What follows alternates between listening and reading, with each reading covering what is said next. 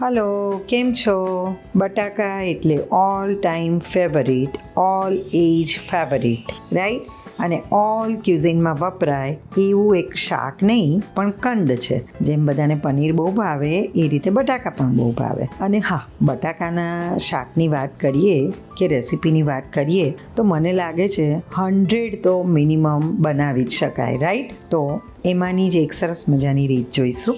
સૌથી પહેલાં બટાકાને ધોઈ અને પ્રેશર કૂક કરવાના છે. 2 થી 3 વિસલ માટે પ્રેશર કૂક કરી લઈશું.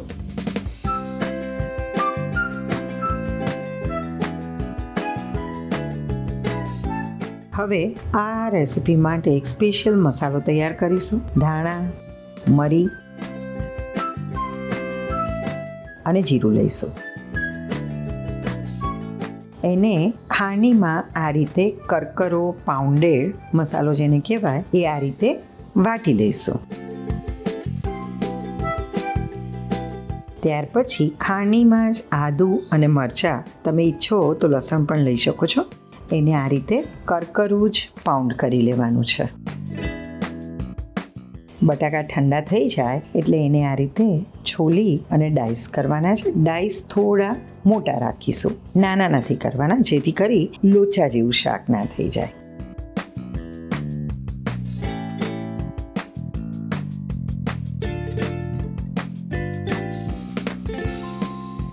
હવે કડાઈમાં વઘાર માટે તેલ મૂકીશું.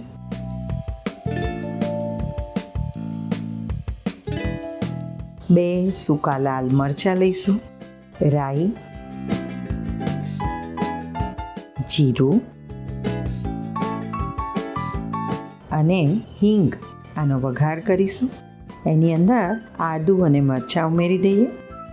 ત્યાર પછી એને 10 સેકન્ડ માટે આ રીતે રોસ્ટ થવા દઈશું. હવે સરસ મજાનો કલર આવે એટલા માટે તેલમાં જ આપણે હળદર ઉમેરી દઈશું.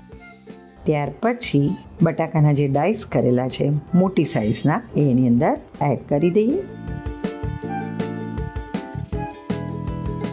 હળવા હાથે મિક્સ કરી લઈએ.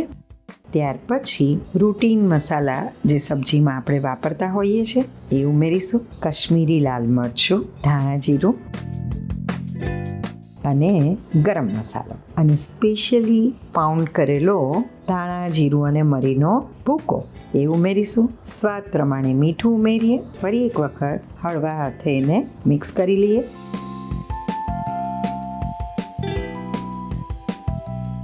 સરસ મજાના મસાલાનું કોટિંગ થઈ ગયું છે બટાકા ઉપર. કોથમીર ઉમેરીશું.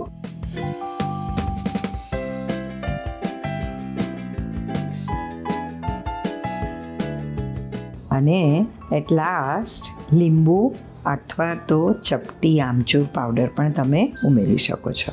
અડધા લીંબુનો રસ એની પર ડ્રીઝલ કરી દઈએ અને મિક્સ કરી દઈએ.